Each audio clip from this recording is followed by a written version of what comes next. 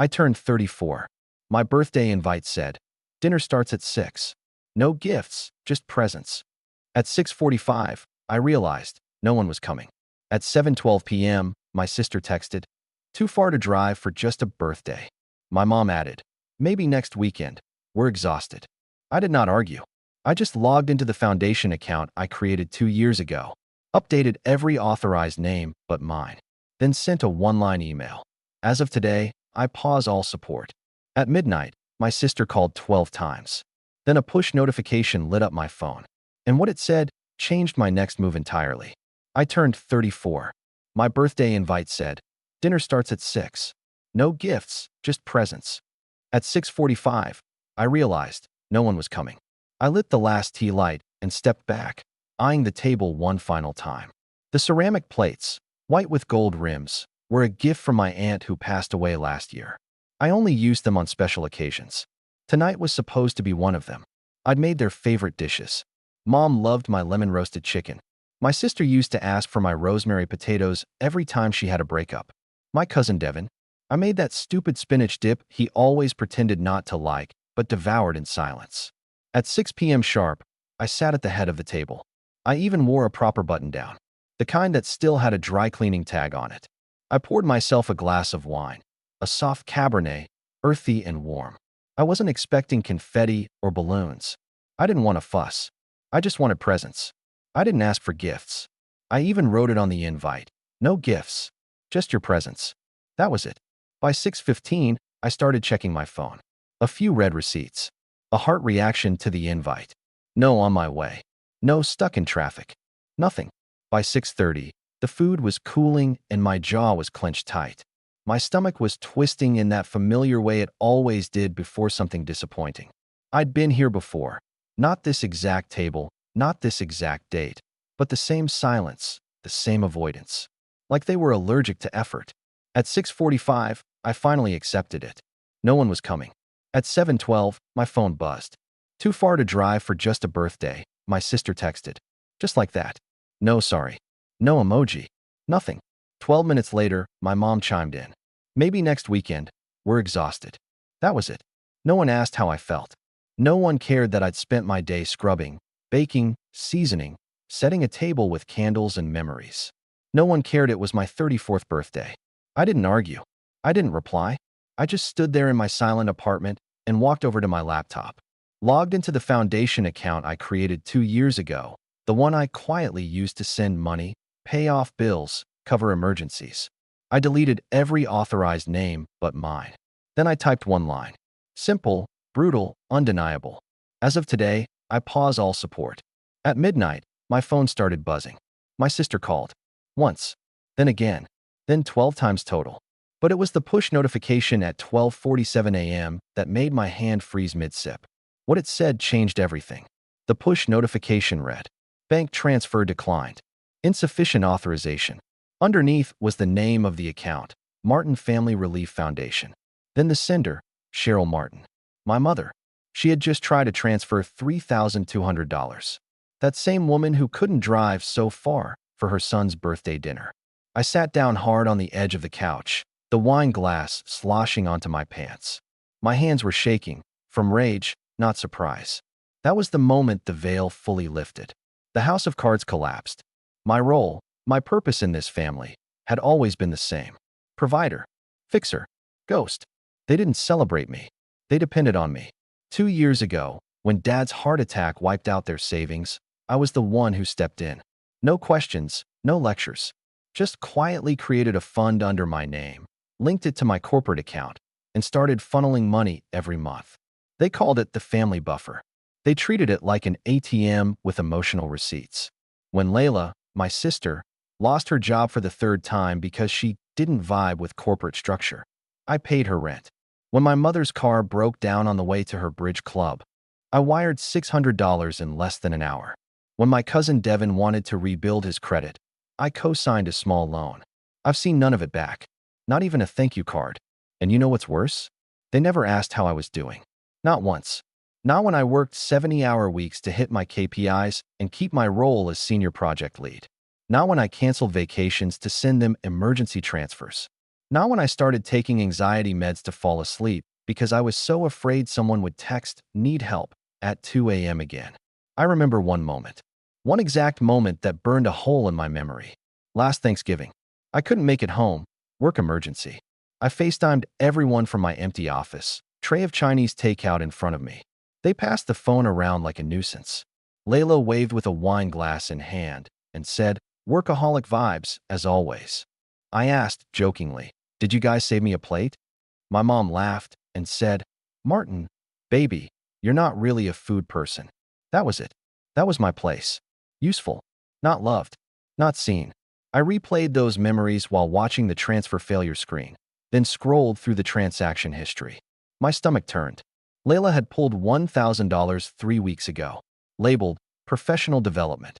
That was the weekend she posted bikini pics from Cancun with the caption, "Find me where the Wi-Fi's weak and the vibes are rich." Devin withdrew $500 labeled car repair.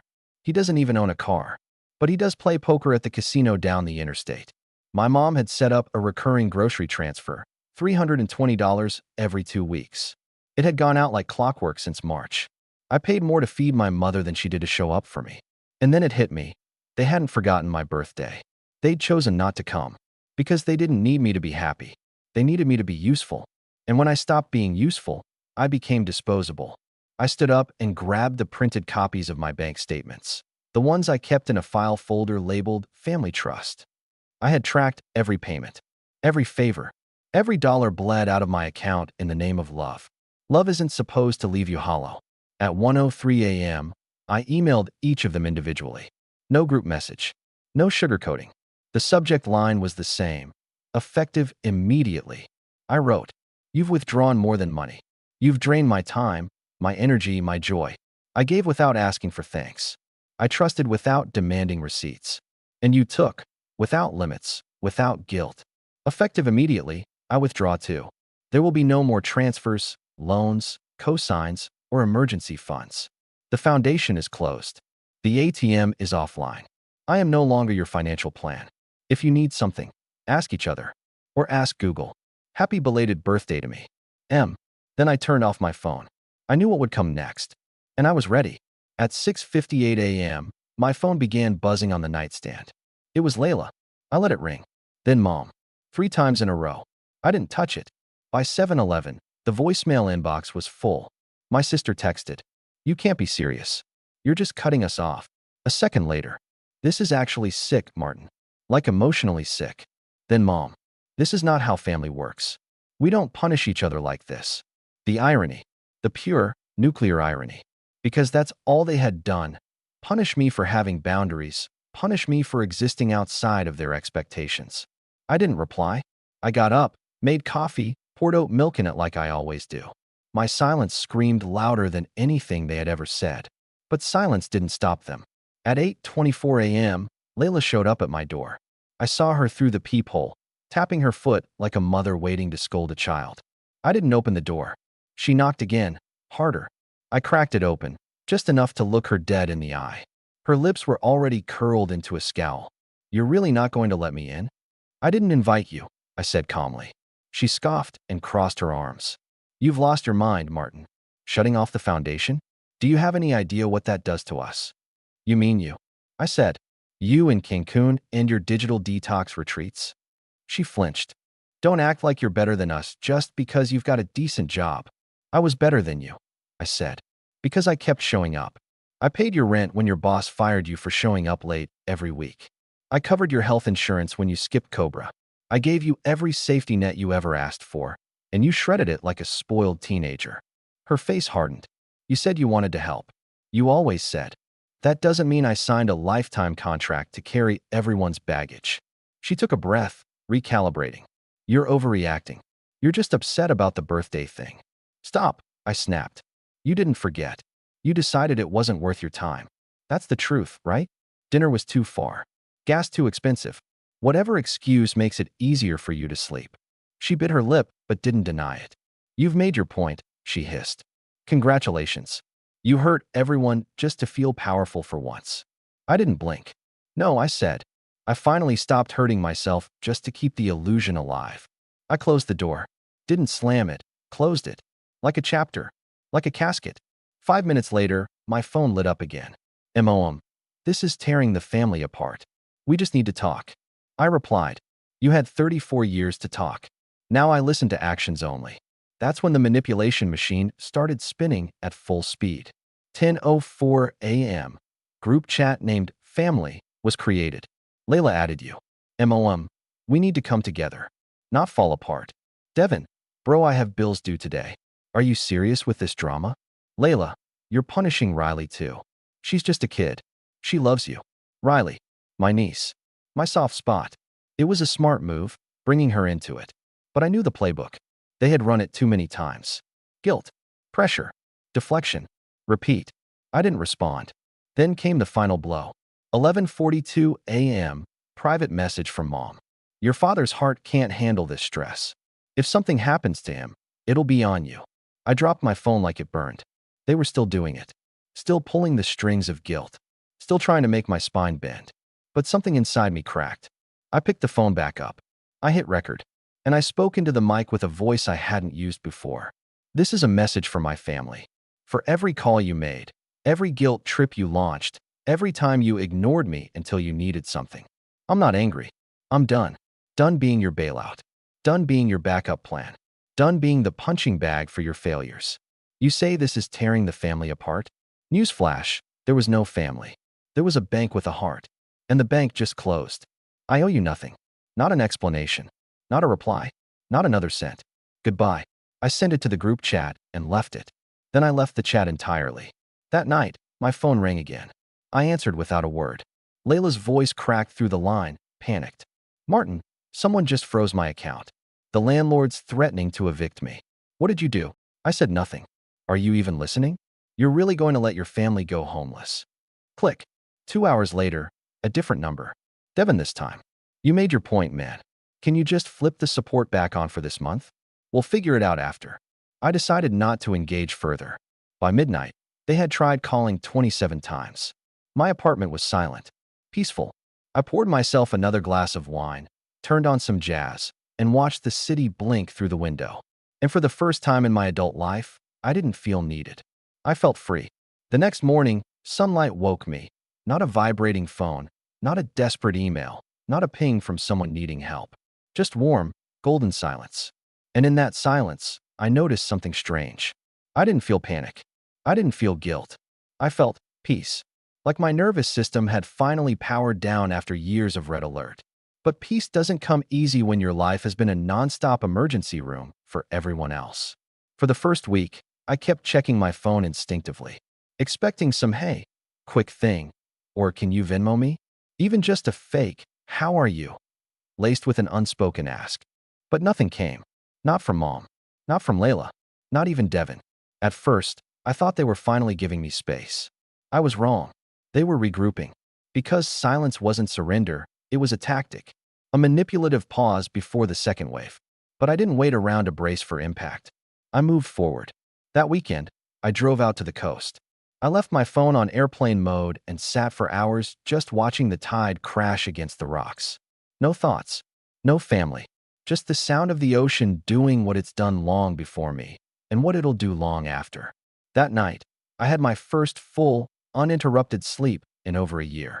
And in the days that followed, I began reclaiming everything they'd drained from me. I joined a gym again. Started writing a short story that had been buried in my laptop since 2018.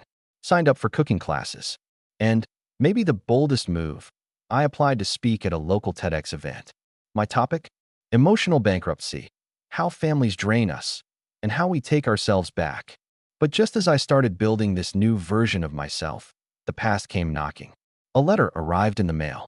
No return address. Inside, a stiff piece of paper, typed, not handwritten. Martin, we all think you're being unreasonable. You overreacted. We were just trying to make ends meet. Families should help each other. You hurt everyone when you shut down the foundation. You made us feel small. We felt excluded. Is that what you wanted? Maybe you've forgotten where you came from. Think about that. Mom. No love. No apology. Just shame in a font size 14. I fed it into the shredder without a blink. But then something unexpected happened. 3 days later, my doorman called up. There's a woman here asking for you. Says she's your cousin. Cousin? I hadn't seen Tiffany in over a decade.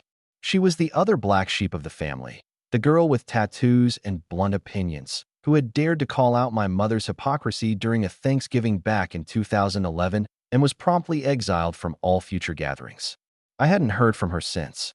Now she was standing in my lobby in combat boots and a motorcycle jacket, holding a file folder. "Hey, Mart," she said when I stepped out. "I'm not here to borrow money." I laughed. It was the first real laugh I'd had in weeks. She sat with me in my apartment for over an hour. We shared stories, venting, jokes, and then she slid the folder across the table. Inside were screenshots, emails, bank statements. Layla, Devin, even my mom. All of them had been double-dipping from the foundation, not just pulling funds for emergencies, but billing reimbursements to a second account Tiffany had discovered while working at the accounting firm my cousin Devin once used. A shell account, listed under Martin M. Family Trust Extended. It had my name on it, but I never created it.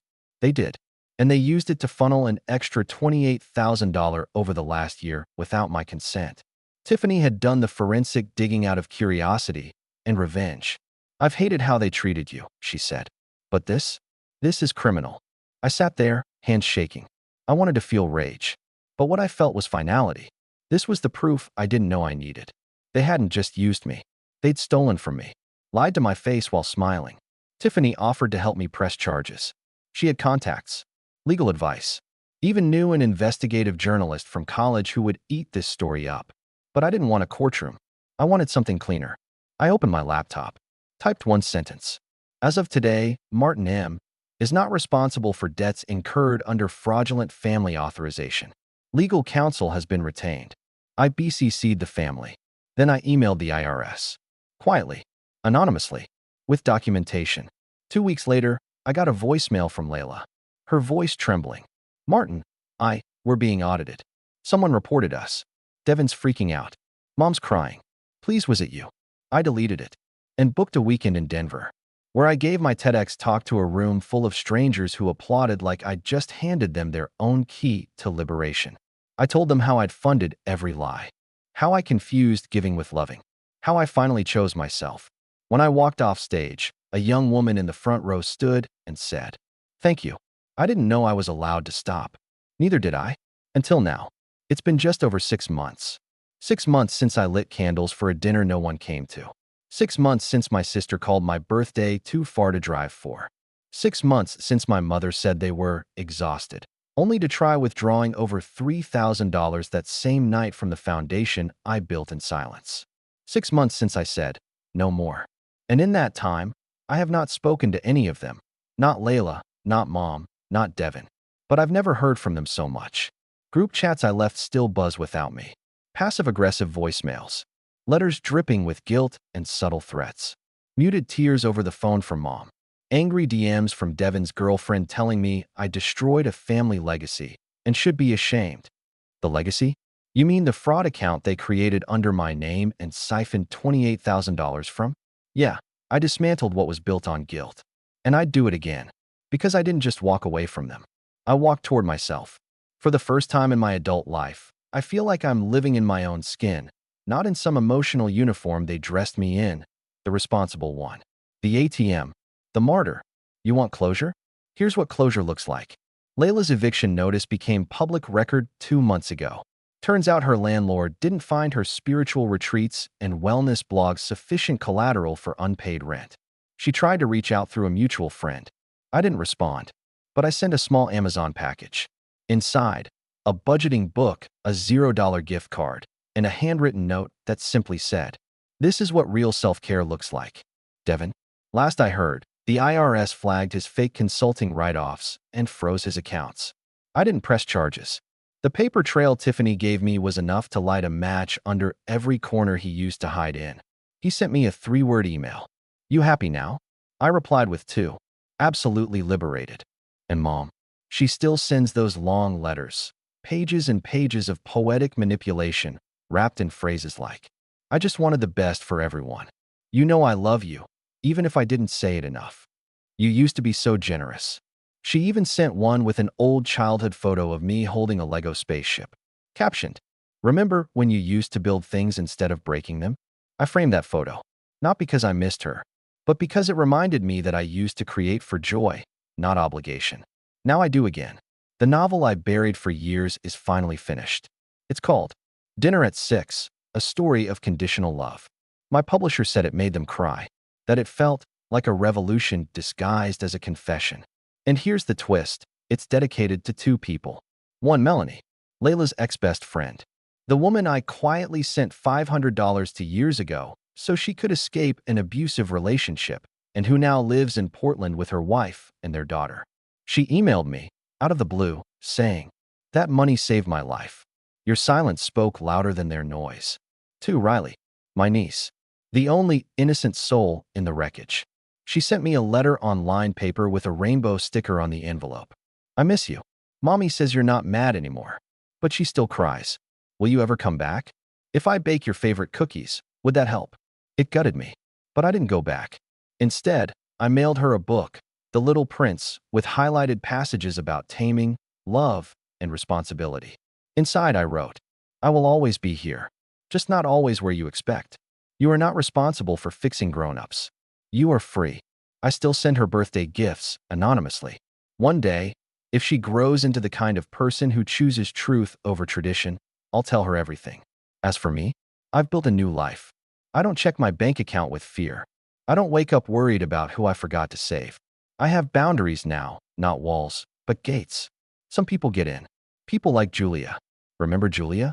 The social worker I met after my TEDx talk in Denver? She and I now share Saturday mornings, coffee dates, inside jokes, and therapy breakthroughs. She doesn't want anything from me but honesty. And when she says, "How are you?"